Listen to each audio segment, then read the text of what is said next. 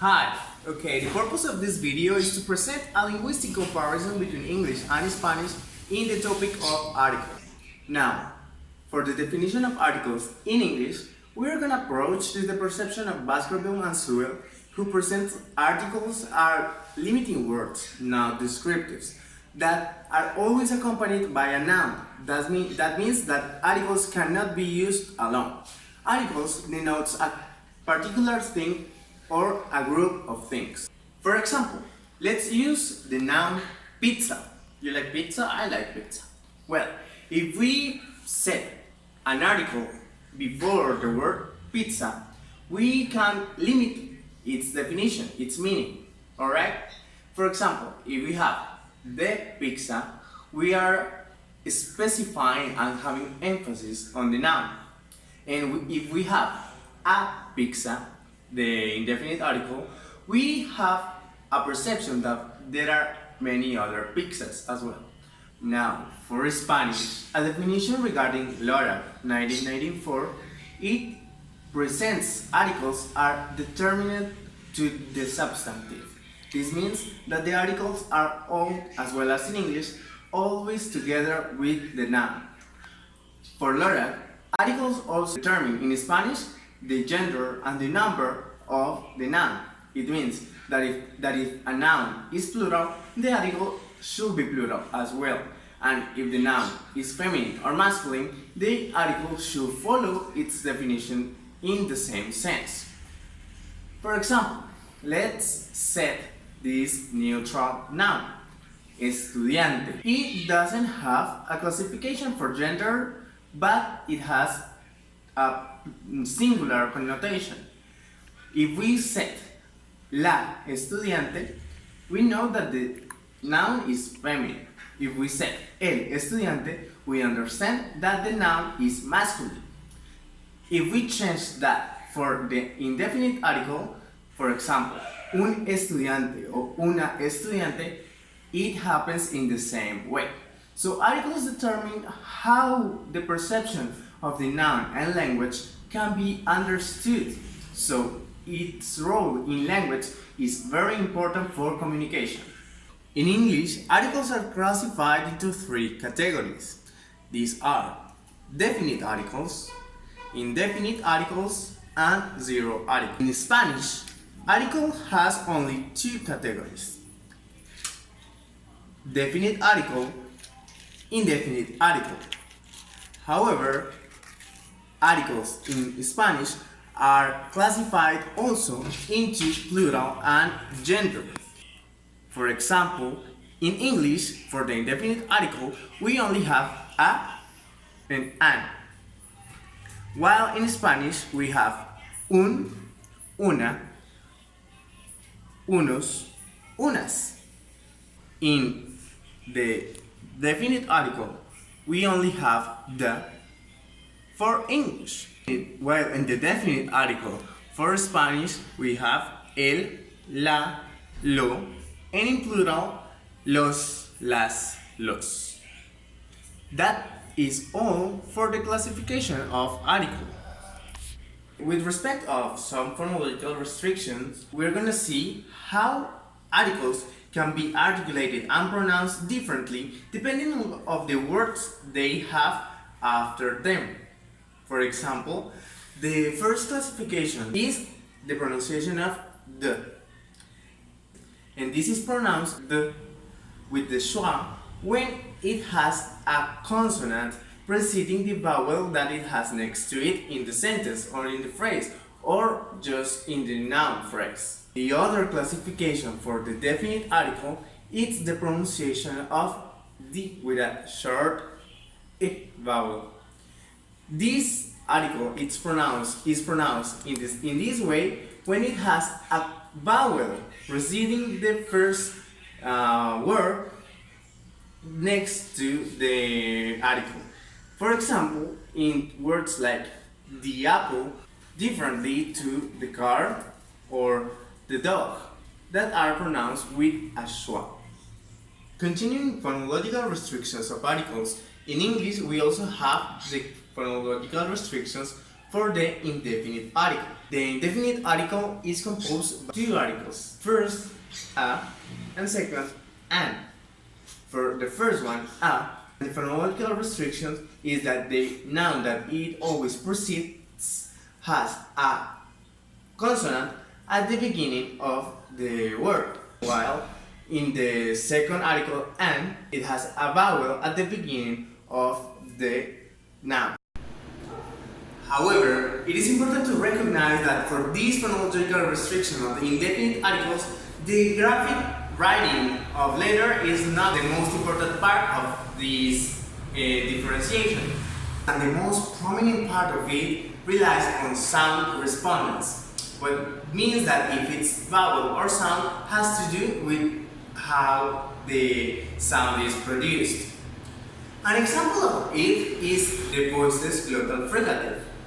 If we have two different adjectives beginning with the corresponding letter of it, like the letter H, we can see a differentiation of it. For example, if we have the adjective honest, and if we have the adjective happy, if we want to use the article a, we use the noun that starts with a consonant, which is happy. So we have a happy person.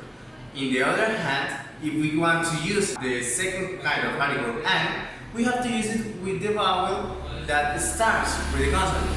And although we have the word H, we don't produce the voiceless glottal fricative because the correspondence depends on the sound. So we have an honest person.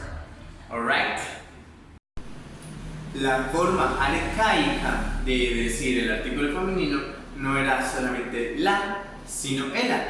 Por esta razón, algunas adaptaciones de la lengua en el sentido del artículo cambiaron para no hacer repetitivo la forma de pronunciar palabras. Empiecen con la acentuada para no decir el agua, el águila, el ala, sino decir el agua, el águila y el ala.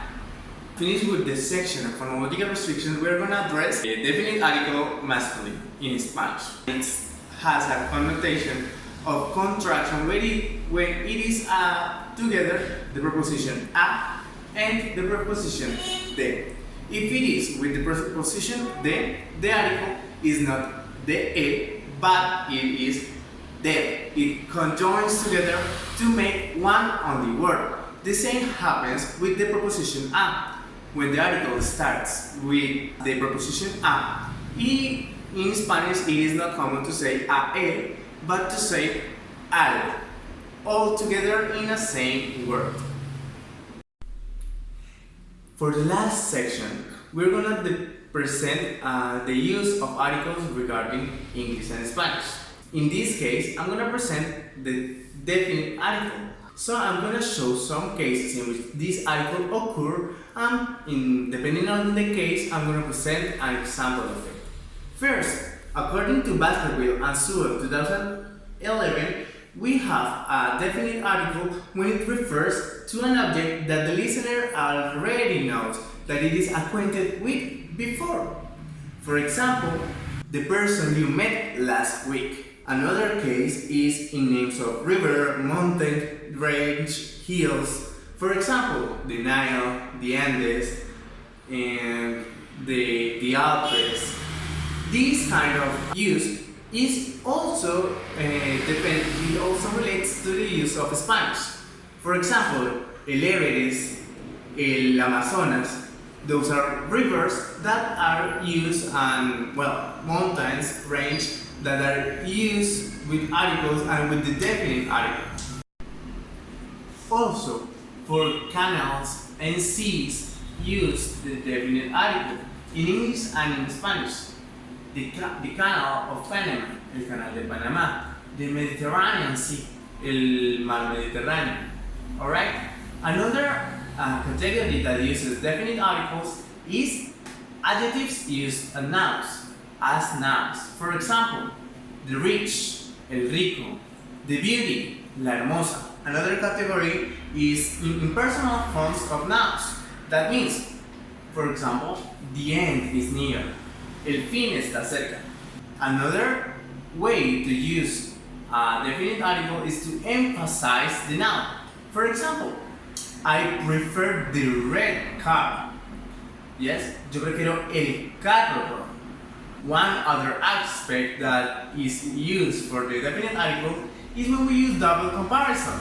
This means the more the merrier. Yes, this is a comparison that is more likely to be used in English. Another category that has to do as well more in English than in Spanish is when something is unique. This part of something of uniqueness is an example of English is the right person. Just only one of its species. Another aspect is to specify and define a noun. For example, when we want to address a noun that is in a place. My notebook is over there. My notebook is the notebook over there. Is the one over there. ¿Sí? Mi cuaderno es el que está sobre la mesa, for example. With superlative adjectives. El mayor, el menor, the biggest, the smallest. With some institutions, for example, the FBI, the CIA, el FBI, la CIA. Also, we refer to the definite article regarding name of places. For example, the Flavian Amphitheater, el anfiteatro de Flavio. Yes, those are definite articles as well. In name of countries or in plural as well, or regions. For example, the United Kingdom, el Reino Unido, the France, la Francia, or regions like el Mediterráneo, los Andes is another region, la costa. Also, one another aspect in English is that most theaters, cinemas, hotels and galleries are referred by a definite article in English. For example, the Santander Theater or El Teatro Santander. In Spanish it is also common. Now let's move on to some differences in the usage regarding English and Spanish. In Spanish, the definite article is used by addressing days of the week, seasons, decades, dates. For example, el verano, los 20s, los 80s, el sábado, el domingo, el lunes, el jueves 13 de octubre. These uses in Spanish are used in English by preposition. On Monday, on Sunday, in 1994, in the 80s. Yes? So the usage of decades, seasons, dates, and days of the week differ from English and in Spanish. Also, to refer possession in one meaning. For example, possession of limbs of the body. You can say in Spanish, se fracturó el brazo, but in English you don't say that. You use possessive. He broke his arm. That was all for the definite article. Now let's turn into the indefinite article use. First, the indefinite article use is to mention when there's something that is unique, that is one of any class. For example, I bought a belt. There are many classes, there are many types of belts. I have a dog. There are many classes and many types of dogs, but I am mentioning only one. To first mention something. For example, I have a flower. The flower is red. When I mention the flower, by the first time I use the indefinite article. To represent the numeral 1, I bought a gift for you. Just one gift, no more. When it is equivalent to each or to every. This is more related to English than Spanish. I go hiking, I go hiking once a month. With combinations of such and what. These are expressions to emphasis. For example, it was such a pleasure, or what a surprise to see you here. Es un placer, por ejemplo, eso es un ejemplo en español. In combination with you or little, yes, a few friends, a little time. That is a very common use of the indefinite article. Also, when there are multiple body parts and we are referring to only one. For example, a finger, an eye. Now, a differentiation from English that there are some uses in Spanish that are not in English is that in plurals to indicate an indefinite amount. For example, tengo que comprar unas herramientas. Alright? To talk about indefinite elements. I like to drink chocolate in a mug. Indefinite elements. It can be any kind of mug. Imperative expressions. A quarter, un cuarto. Yes? A half, un medio. That was all regarding definite and indefinite articles. Finally, we are gonna talk about the zero article in English. Okay? The zero article has different uses. One, according to Greenbow and Quirrell 1990, is that it is used with uncountable nouns. For example, this sentence, the chef adds salt to the mixture. Salt is an uncountable noun. Therefore, we don't use any kind of article in the sentence. When news headlines, for example, scientifics discover the cure for an illness. We don't say the scientifics, we only say scientifics. In quasi-locative expressions, for example, let's go to school. Okay, regarding means of transportation, let's conjoin the previous sentence and let's add something else. The previous sentence, let's go to school. By bicycle, we don't use another article, just let's go to school by bicycle. Now, another characteristic, another use is in time expression. Let's constructing the previous sentence. Let's go to school by bicycle at noon. At noon is a time expression. We don't use any kind of article in let's go to school by bicycle at. Now, let's talk about meals. I have breakfast, I have lunch. We don't use I have the breakfast or I have the lunch. Lunch was delicious. It doesn't need any kind of article. Illness. I have anemia. My mom has diabetes. It is not necessary to add any kind of article to it.